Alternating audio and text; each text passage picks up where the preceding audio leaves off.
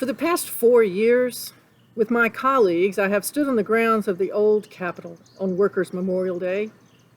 We are standing this year, Workers' Memorial Day, April 28th, not together at the old Capitol, but we are standing all the same. We are crying over the senseless loss of life. We are praying with those who have lost loved ones, and we are shouting aloud at the injustice and indifference that allows workplace-related deaths. 178 people died in 2018, the last year for which we have statistics. Those are the names we would hear aloud this year if we were on the grounds of the old Capitol. We would chime the memory bell to commemorate their deaths.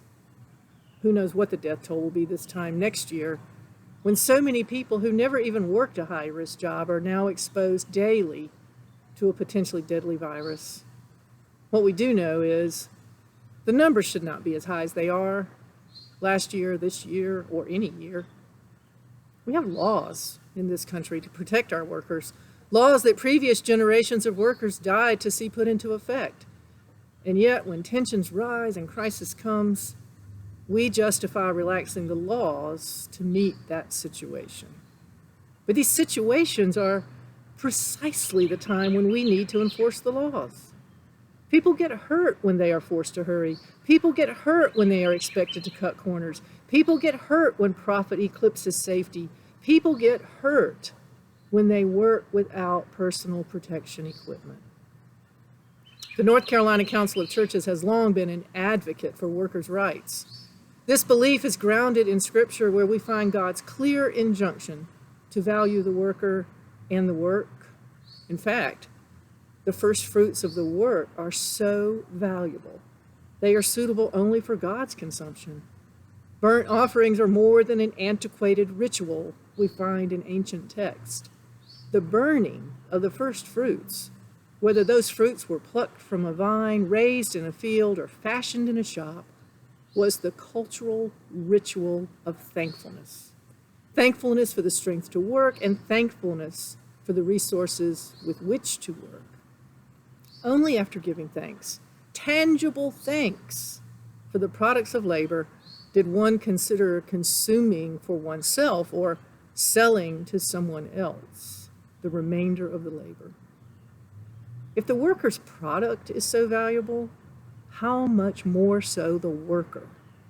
The worker is priceless, a treasure beyond comparison. We certainly don't need to burn grapes or slaughter sheep today to give thanks for production, but we should give appropriate thanks for the labor, for the ones who do the work.